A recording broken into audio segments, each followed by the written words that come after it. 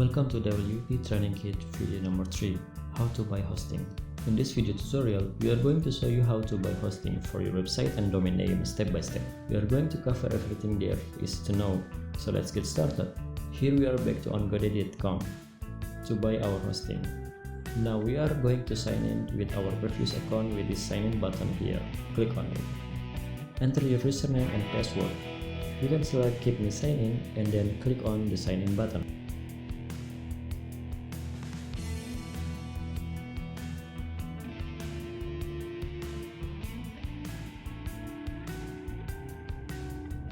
Once you log in, you will see your previous purchase details. Now click on this GoDaddy logo to again go to welcome page.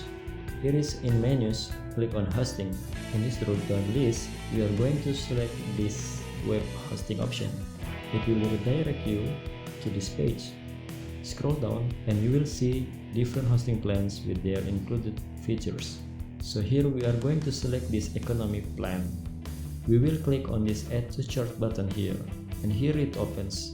On this page, we are going to select the time period. You can buy hosting for 3 months, 12 months, 24 months, or even 36 months. We are going to select 3 months hosting plan. On the right side, you can see our billing amount is generated accordingly. So by default, website backup is added, and you can also add other options as well if you want.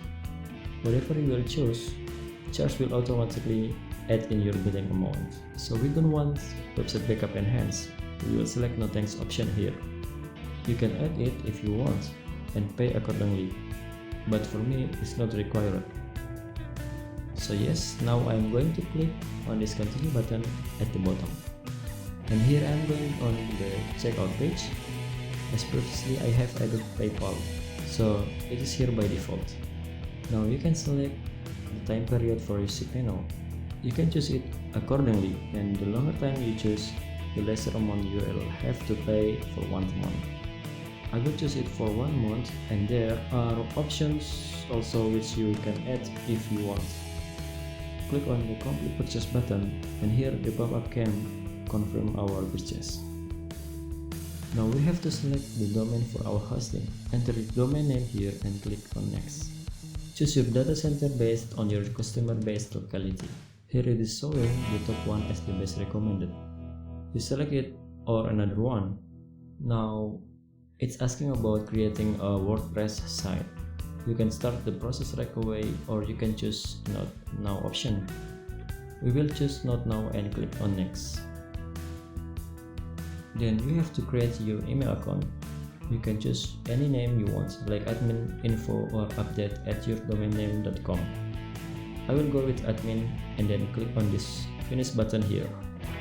Now the processing has started, and you can see it's loading. It will take a few minutes here. So it's finished here, and you can go to your dashboard by click on this button. And it's just asking about their customer experience improvement program. I will select no here and click confirm.